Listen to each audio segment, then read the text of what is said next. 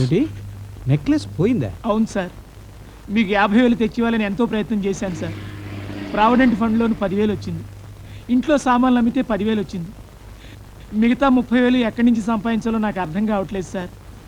30,000 సంపాదించడం ఎలాగో కాస్త సలహా ఇవ్వండి సార్.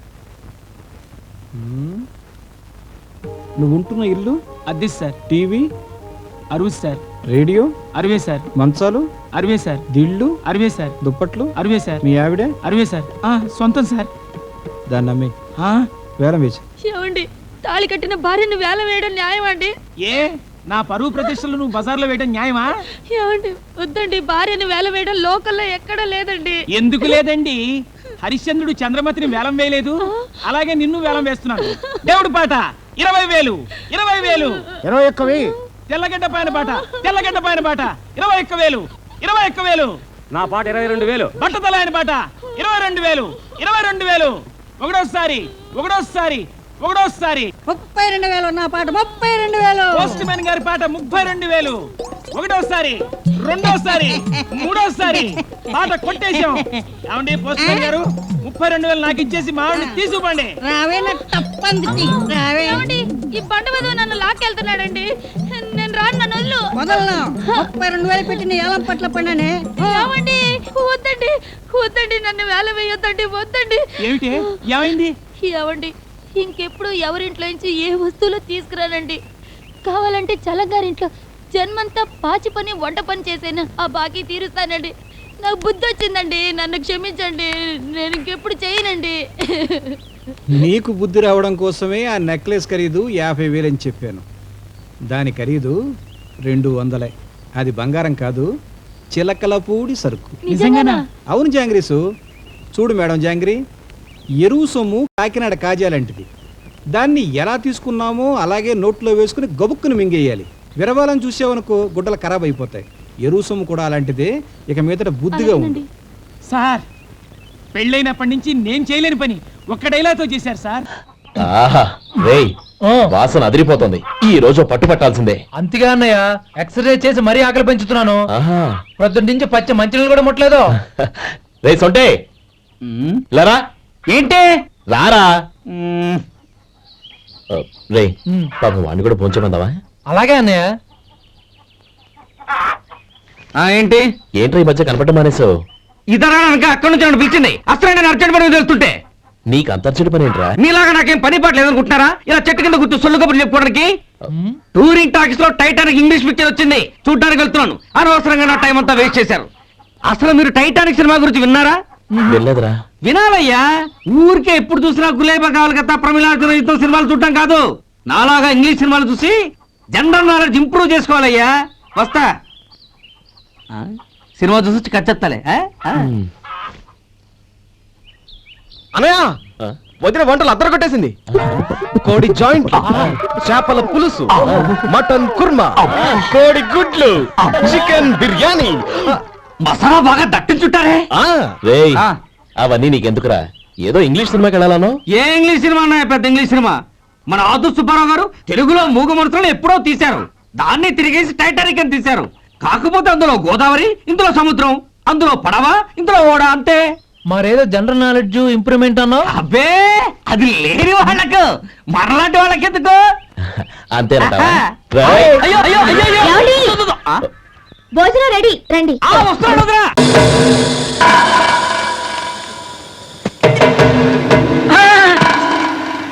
వీడేమన్నా కత్తుల బ్యాటరీ బాగుండరా ఏంటి? చెప్పండి.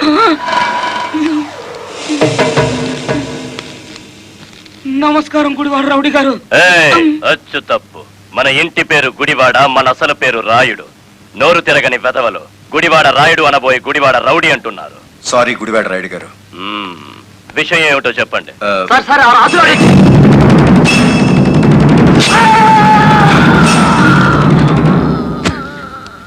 ఏమనుకోకండి, నాకు కోపం వస్తే తిట్టను, కొట్టను, పొడుస్తాను. పార్ట్నరు, నువ్వు సెటిల్ చేసుకున్నా నేను ఇంటికి పోతా. రాయుడు గారు, గుండె దడగా ఉంది, ఆ శవాన్ని బయట పారేయించండి. ఆ శవం అక్కడ లేకపోతే నాకు మూడుండదు. సీనుగాడు పోలీస్ కస్టడీలోనే ఉన్నాడా? తమరికి ఎలా తెలిసేటి? వాడు కలెక్టర్ని మర్డర్ చేయబోవడం తెలుసు, వాడు అరెస్ట్ అవ్వడం తెలుసు, వాడు నోరు విప్పితే మీకు ఉరితాడు పడుతుందని తెలుసు. అయ్యా, నేనెప్పుడు ఎవరిని మర్డర్ చేయాలనుకున్నా తమరి దగ్గరికి వచ్చేస్తాను. మర్డర్కి 10 లక్షలు. రాయుడు గారు, సెల్లో ఉన్న సీను కోర్టుకి వెళ్లకుండా చచ్చిన మరుక్షణం డబ్బు మీకు అందుతుంది. ఇప్పుడు కలెక్టర్ ఎస్పీ ఎక్కడున్నారు? కలెక్టర్ అమ్మ డ్రైవర్లందరూ కొత్త లారీలు ఇప్పించింది కదా, వాళ్ళందరూ ఈ రోజు ఆయుధ పూజోత్సవం చేసుకుంటారు కదేటి? No no no no no నేను బనానా కాదండి, యాపిల్. Apple MBBS. విచిత్రమైన కేసులను మాత్రమే డీల్ చేస్తాను. నాకు డబ్బు ముఖ్యం కాదండి, పేరు ముఖ్యం.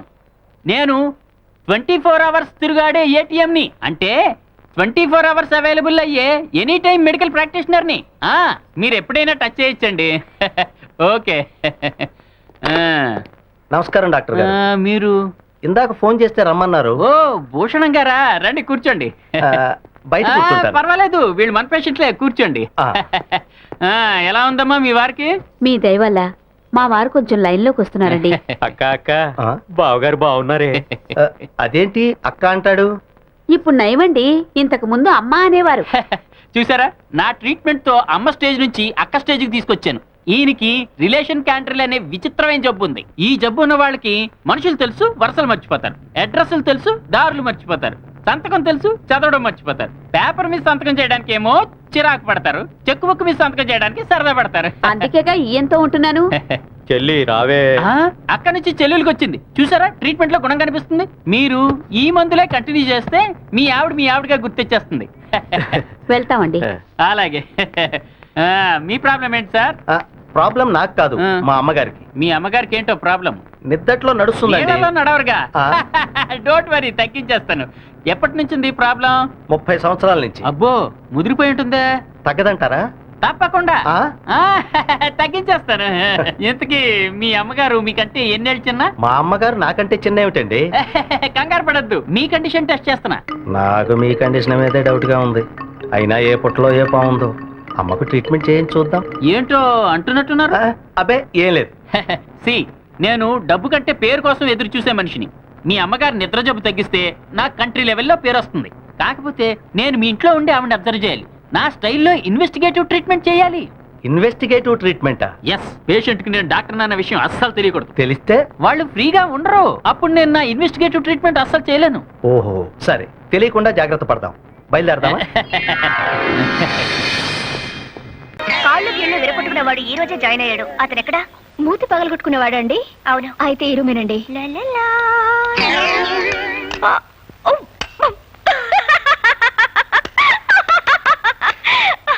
హలో సార్ గారు. అవును, నువ్వు వాయించవలసిన హార్మోనియాన్ని నిన్నెవరో హార్మోని వాయించేసినట్టున్నారు. ఇదిగో, ఎదురులేని మనిషి తిరుగులేని మనగాండని వాల్ పోస్టర్లు చూసి సినిమా పేర్లు పెట్టేసుకుంటే సరికాదు.